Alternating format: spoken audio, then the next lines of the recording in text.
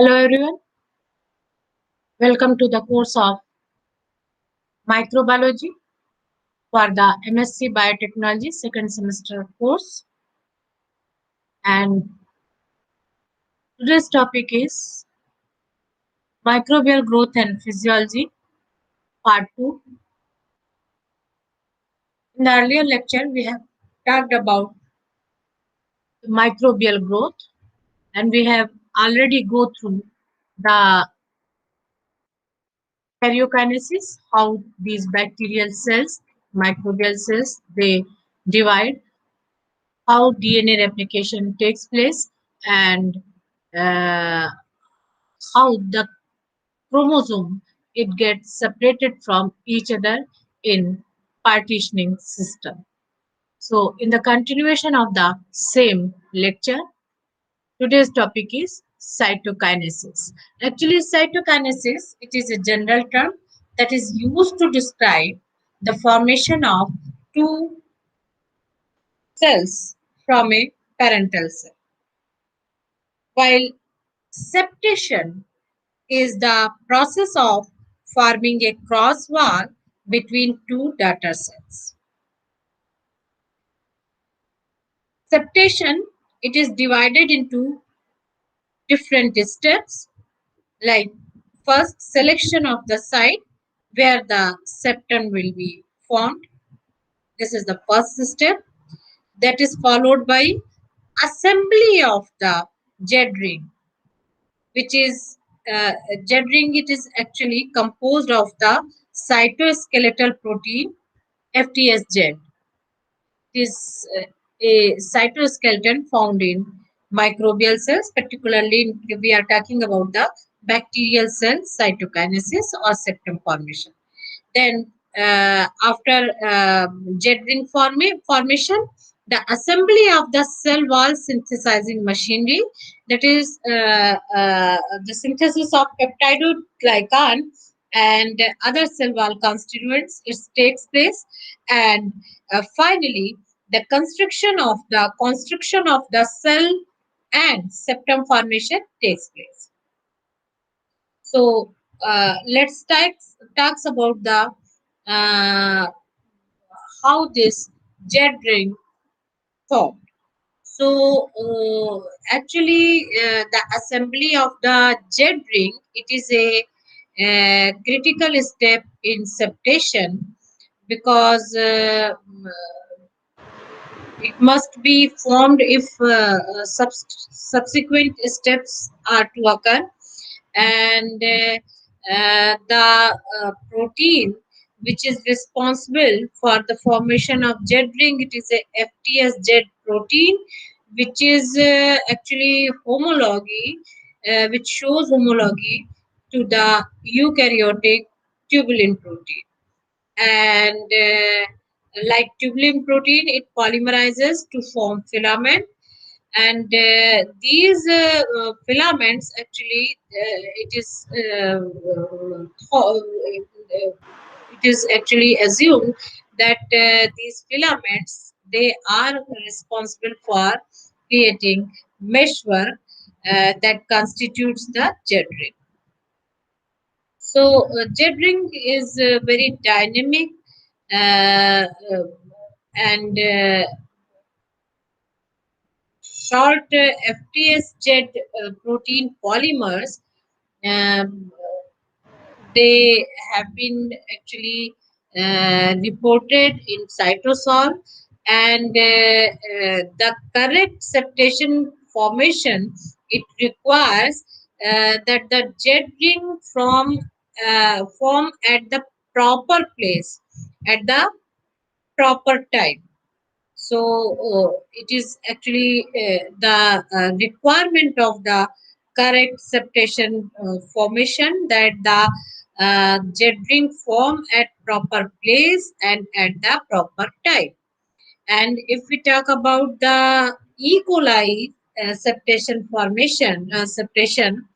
yeah, or septum formation, some other components, some other factors which are known as, uh, here we can see This is the outer membrane, this is the cell wall, plasma membrane, and how this septum formation takes place.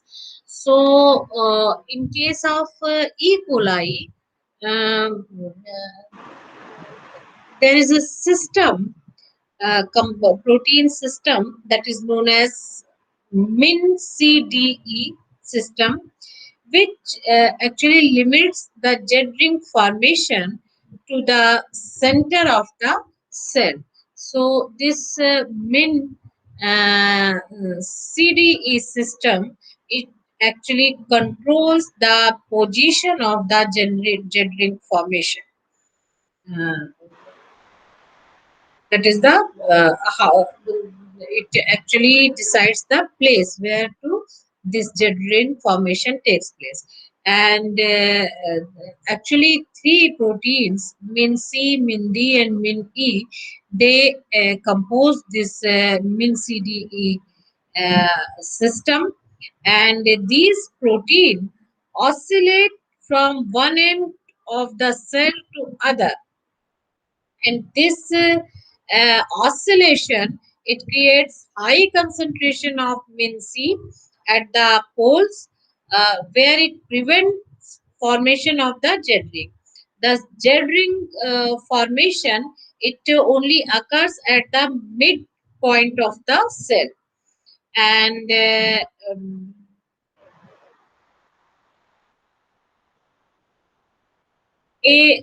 mechanism which also controls the jet ring formation, and that mechanism is known as nuclear occlusion. Nuclear occlusion, it is a mechanism that ensure that the jet ring forms only after most of the daughter chromosome have segregated from each other. And this is important because the newly formed septum might otherwise it stuck with the chromosome, and it is currently thought that a protein which is known as SLMA is critical to this process, and SLMA bind to the site near the origin of replication, and as the daughter molecules move to the poles, SLMA moves with them, and it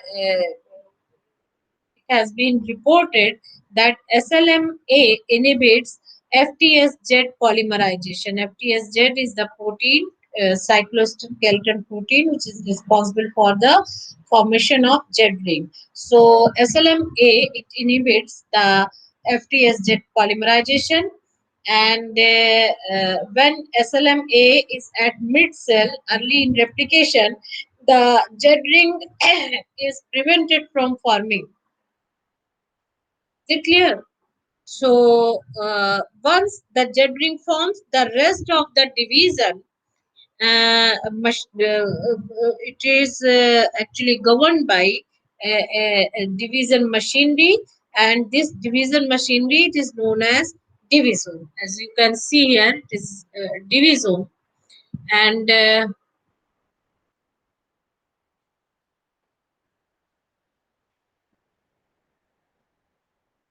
actually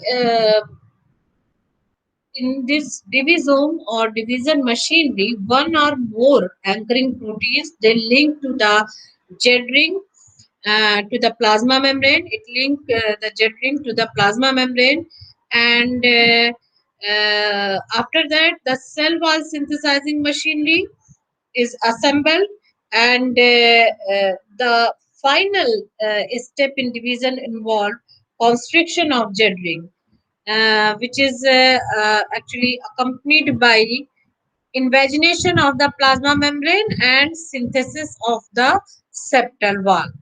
And it actually, if we are talking about the E. coli cell, the cell cycle takes approximately 60 minutes to complete. And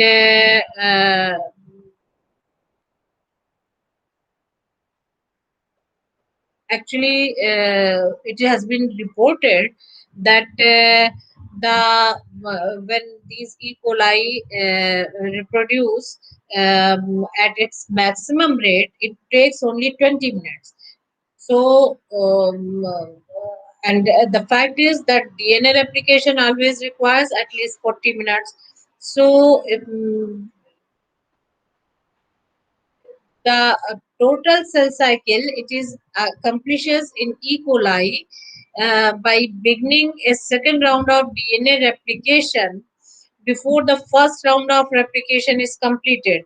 Thus, the progeny cells receive a chromosome with two or more replication forks, and replication is continuous because the cells are always copying their DNA. So that is how this despite that the DNA replication itself takes 40 minutes, and if we estimate the overall time for a cell division, if singly with stepwise we discuss it, it should take about 60 minutes. But the fact is that these E. coli cells, they reproduce within 20 minutes. So that is because the cell, sorry, the DNA replication, it is continuously takes place before the first cell it is actually separated or the progeny it is produced. So it is a continuous process, and after the cell cycle, the next or you can say the karyokinesis and cytokinesis in the simple term, the next topic is that how these cell they acquire a particular shape, because as we have seen that bacterial cells, they are actually possess a defined shape, and these shapes are species specific. Some cells are actually round in shape, that is known as focus, and some are elongated or rod shape, that is known as baselines. Some are actually they are comma shaped, and some cells they possess a special arrangement also. And to discuss all these shapes, they are actually uh, not accidental. These shapes are not accidental nor random. They are actually controlled by a particular system. And it has been found that the shape of the a particular bacterial cell, it actually depends upon the presence of cell wall. So cell wall, it plays an important role to determine the cell shape. So before considering the shape of a cell, we must know about the function of the cell wall, and the main function of the cell wall in case of a prokaryotic cell is to constrain the turgor pressure exerted by the cytoplasm, and by this phenomena, thereby they prevent the cell from swelling and bursting. And actually turgor pressure, it is used for the force which is pushing against the cell wall, as determined by the osmolarity of the cytoplasmic contents. The component of the bacterial cell wall that is responsible for the protecting the cell from lysis is peptidoglycan, and the peptidoglycan synthesis uh, is critical to understanding the determination of cell shape. And if we talk about the peptidoglycan structure, then a peptidoglycan we have already discussed, I think, in earlier class, that peptidoglycan, it is made up of alternate unit of NAG and NAM, that is N-acetyl glucosamine and N-acetyl muramic acid. These NAM and NAG unit, they actually remains uh, uh, they are uh, bound with a beta 1,4 glycosidic bond, and N-acetyl muramic acid in turn, it remains attached with 4 to 5 amino acid residues, specific amino acid residues, and one polymer of alternating unit of NAG and NAM. You can see in this picture, this NAG NAM, it is a single polymer, and NAM, it remains attached with some amino acid. They form a polypeptide chain. That is why it is known as peptidoglycan. Peptido means the presence of peptide bonds, and glycan means the presence of carbohydrate moiety. So the two polymers of peptidoglycan, they cross-link with each other, or they remain attached with each other by a cross link, and this cross link, it is actually formed in between the peptide moiety of the two polymer, and that cross linking is by transpeptide cross linking, and this transpeptide cross linking, it is actually catalyzed by an enzyme, transpeptidase. So this group of enzyme, that is transpeptidase, it is actually sensitive towards the penicillin, and the penicillin, which is an antibiotic, it binds to the protein, this enzyme, and inhibit the activity of the enzyme. So,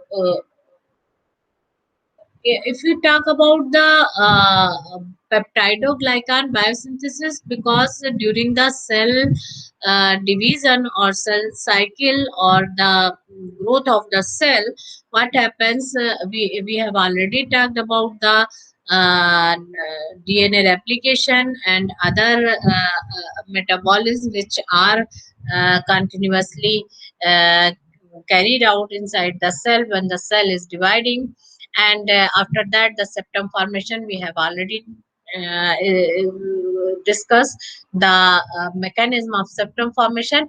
But during this septum formation, one another important biochemistry which is actually run simultaneously, that is the cell wall biosynthesis.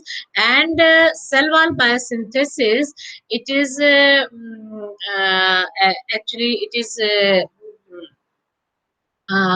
carried out in between the plasma membrane and cell wall in periplasmic space, and there are several enzymes which are actually responsible for the synthesis of bacterial cell wall or peptidoglycan, and a carrier protein that is known as bactroprenol. It is a invariant in case of peptidoglycan biosynthesis. It actually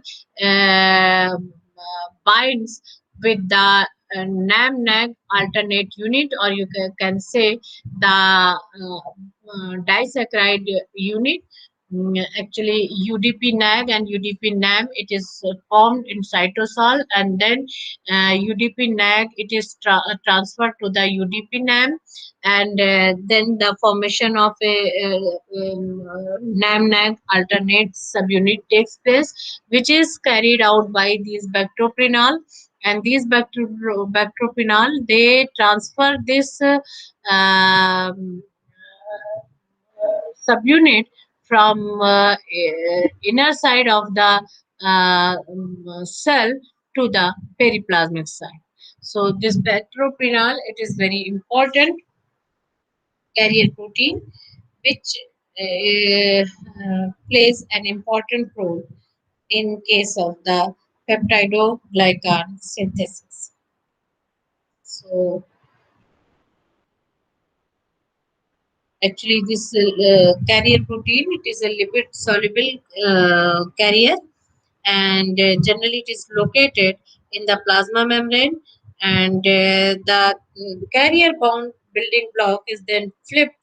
This NADNAM pentapeptide, it is flipped across the membrane by the divisome proteins, the proteins which are responsible for cell division or cell division machinery we have discussed earlier, and the important protein which is responsible for uh, the flipping of these carrier bound building block across the membrane, it is FTSW.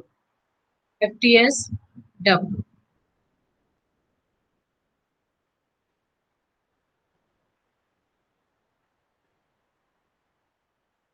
So this FTSW, it actually perform or it facilitate the flipping of the carrier bound building block across the membrane. And upon release of the NADNAM pentapeptide into the periplasmic space, it is inserted into the already existing peptidoglycan strand. And after that, the autolysin activity and peptidoglycan export plays an important role for determining the cell shape. So that is how the cell shape of a particular bacteria is decided by uh, cell wall biosynthesis, controlled cell wall biosynthesis. So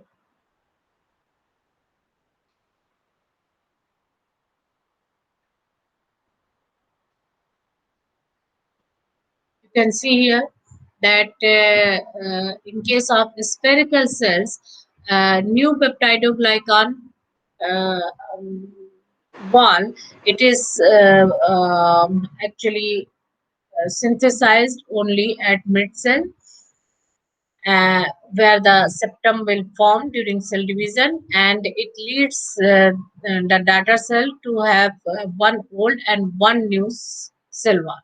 You can say one old hemisphere of cell wall and one new hemisphere of the cell wall. So the data cells, they possess half part old and half part new.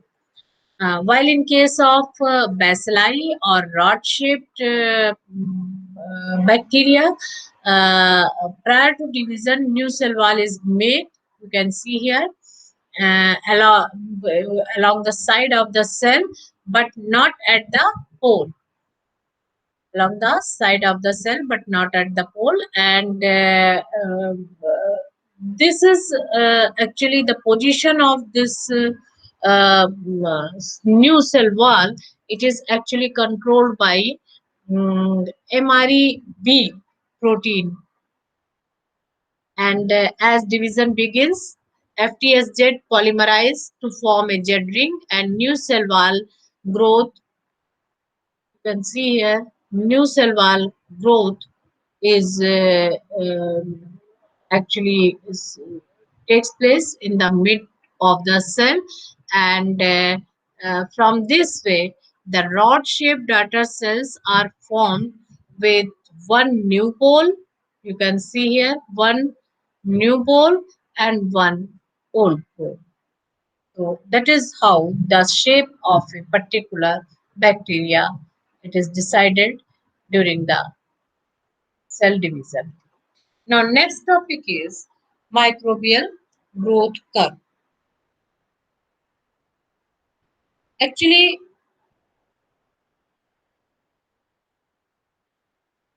the growth is actually used to, or it is referred uh, uh, to the growth in the size of a population. And population growth is generally studied by analyzing the growth of microbes in culture under standard condition controlled environment, or you can say in laboratory condition. So when these microbial growth, it is allowed in a closed culture vessel with a single batch of medium, then that type of culture is known as batch culture. And in this batch culture, if we monitor under standard condition means optimum pH, optimum temperature, optimum aeration, and a very rich medium. It means the abundance of the nutrients. It is present in that particular culture medium, and during this uh, experiment or during this growth uh, phenomena, if you monitor the growth pattern in terms of curve, then we can find that this the growth curve of a particular microorganism or particular bacteria in batch culture, it possesses five phases. So as we know, the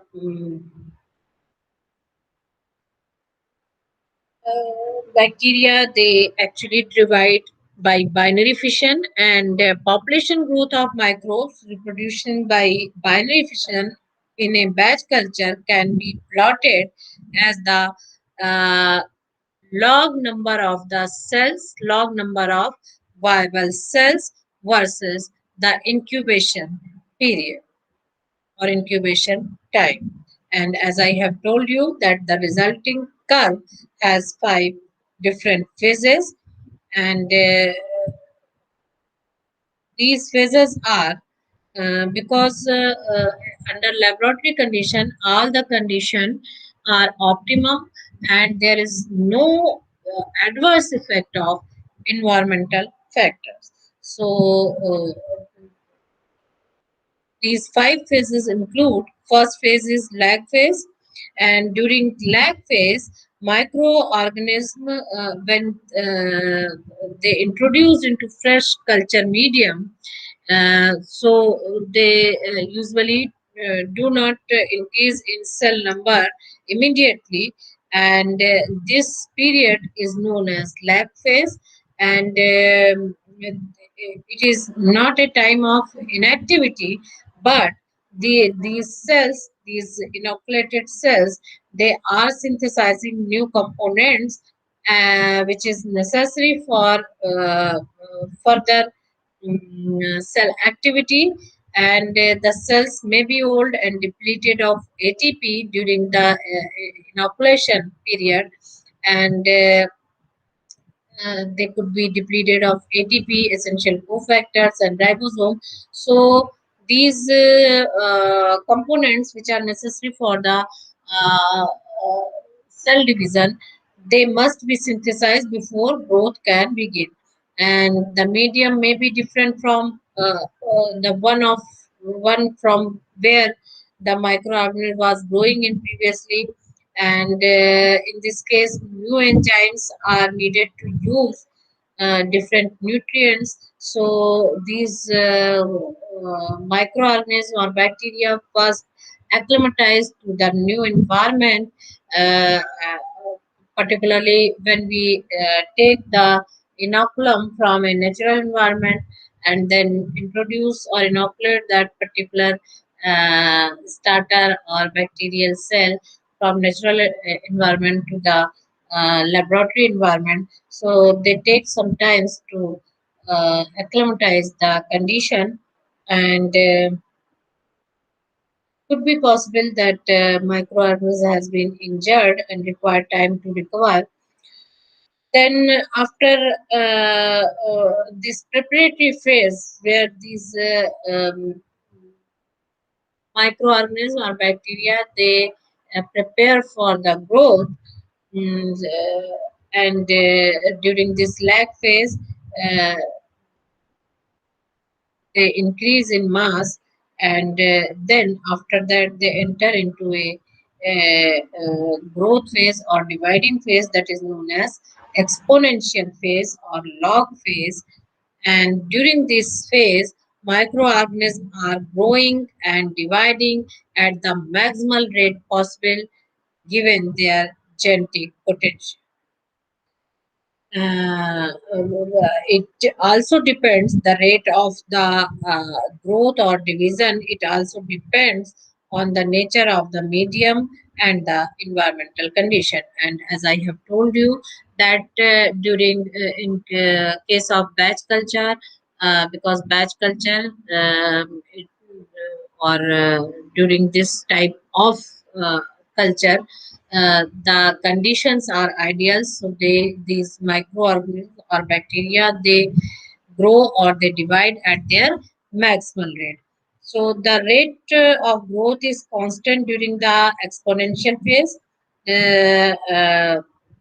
That is, they are completing the cell cycle and doubling in number at regular interval. As you can see in this figure, the log phase, it is comparatively linear, and it shows, because linear graph, it shows that the number of viable cells increases per unit time. It is actually uniform during this log phase. So exponential phase cultures are usually used for the biochemical, physiological, and molecular studies, because during this phase, the population is most uniform in terms of chemical and physiological properties. So this log phase, it is actually used for the different biological studies, advanced biological studies. And however, the growth rate during log phase, it depends on several factors. Particularly, the main factor is nutrient availability, and nutrients, it can become the limiting factor. And microbial growth is limited by the low concentration of a required nutrient, and the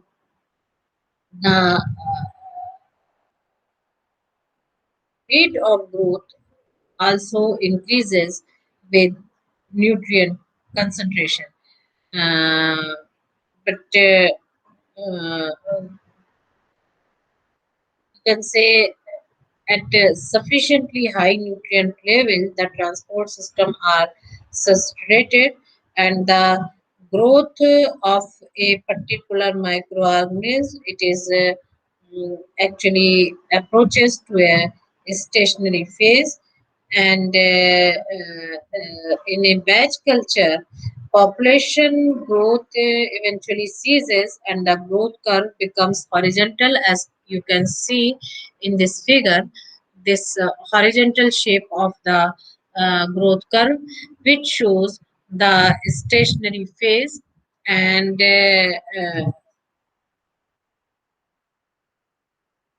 the stationary phase, it is actually attained because the final population size of a particular microorganism, it depends on nutrient availability and other factors, and it also depends upon the type of microorganism.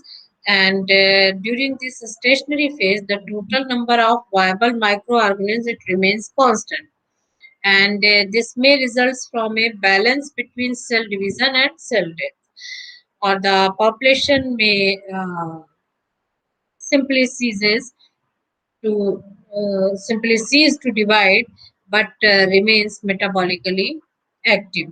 So the important region or main region uh, uh, uh, of these stationary phase that one microorganisms can enter in the stationary phase, it is because of the nutrient limitation. And if an essential nutrient is severely depleted, population growth will slow and eventually stop.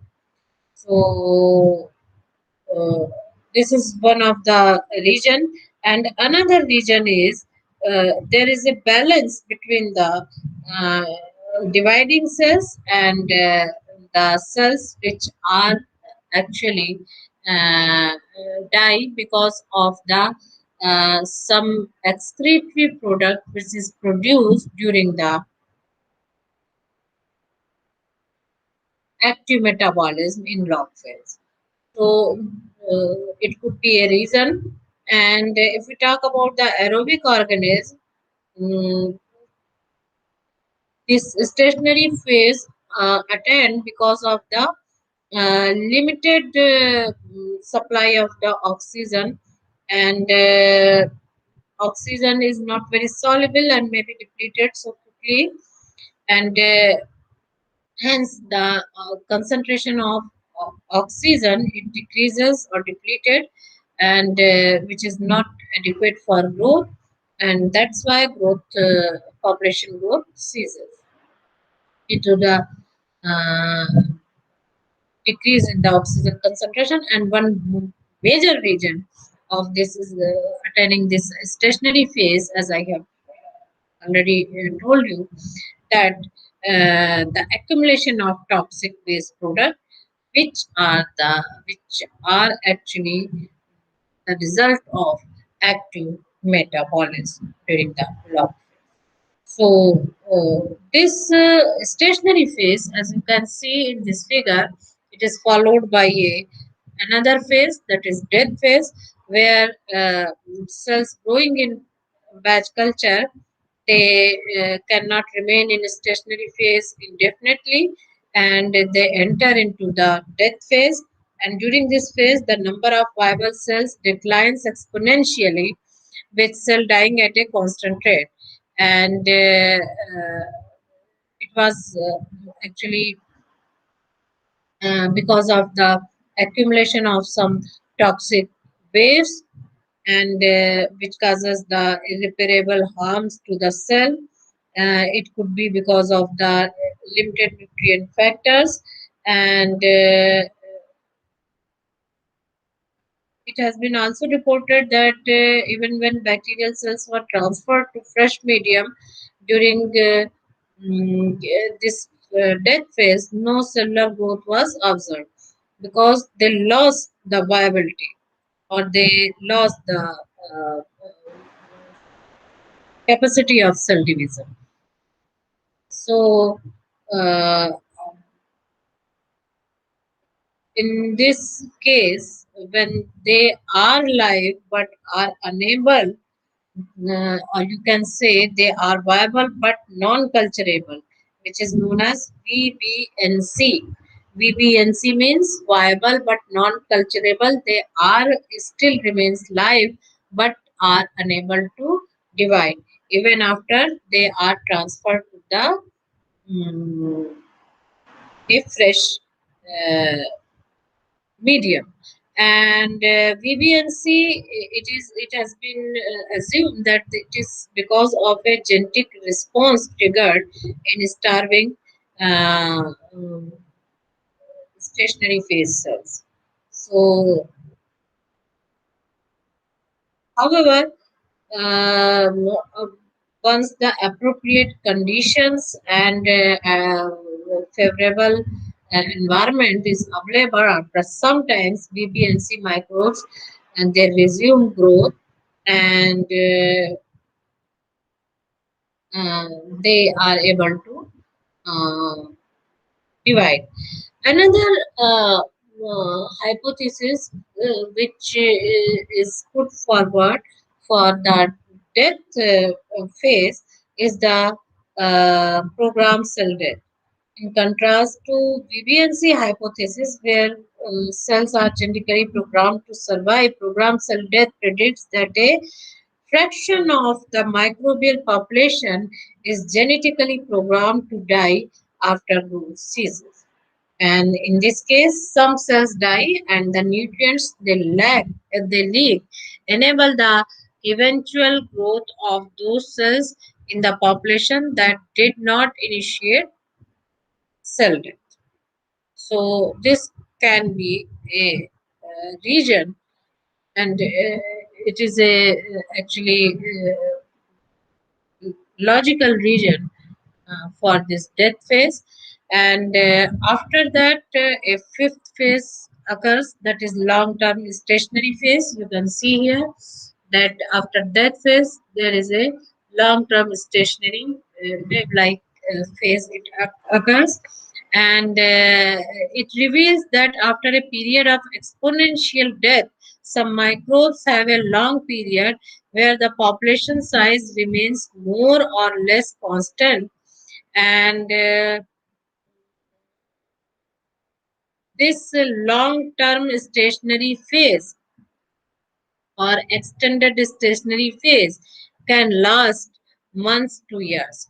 And during this time, the bacterial population continually evolves so that actively reproducing cells are those uh, which are able to use the nutrients released by their dying uh, colleague cells or released by the dying cells, and they are able to tolerate the accumulated toxin.